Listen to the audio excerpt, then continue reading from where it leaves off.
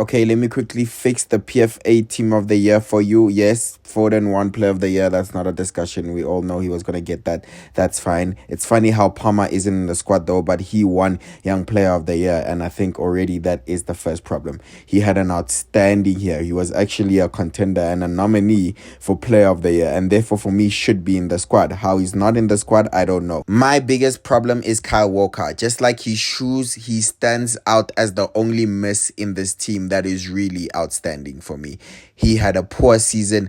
I think he would know that with the standards that he set in the last season before this. So for me, he should not be anywhere near the squad. What you can do is not have him there and actually add Cole Palmer and have a 3-5-2. That would be perfectly fine. That could work as well. You are solid in CDM with both Rice and Rodri. I think that's pretty a solid partnership. You are solid in defense with three of the best centre backs in the Premier League. You have Foden on one wing and Palmer on the other. That's fine. And you have two strikers in their natural position. That works. That would be actually what I recommend. So, yeah.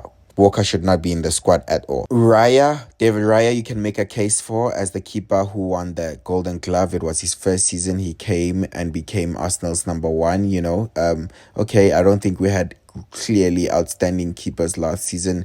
I mean, probably like Jordan Pickford has a good shout, but yeah, Raya is okay. Odegaard, if we were criticizing a place, maybe if we're not changing Kyle Walker and we're saying the defense is as it is, I think Odegaard would be the one to fall off of this midfield with Palmer taking his place. Then we can keep it at a 4-3-3 like this with Palmer taking his place, or we can go 4-4-2 again, bringing the strikers to their natural positions. For me, it's simply because Odegaard did not hit the heights that he hit in the previous season. Remember, in the previous season, he had something like 15 goals from midfield. That was extremely impressive, and obviously he did not reach those levels and those heights as he did last season. So yeah, it's just his goal contributions were less. Palmer's goal contributions were the most in the Premier League. They were through the roof. So I mean, if you want to argue on that impact, Chelsea would be fighting relegation without Cole Palmer's, transfer.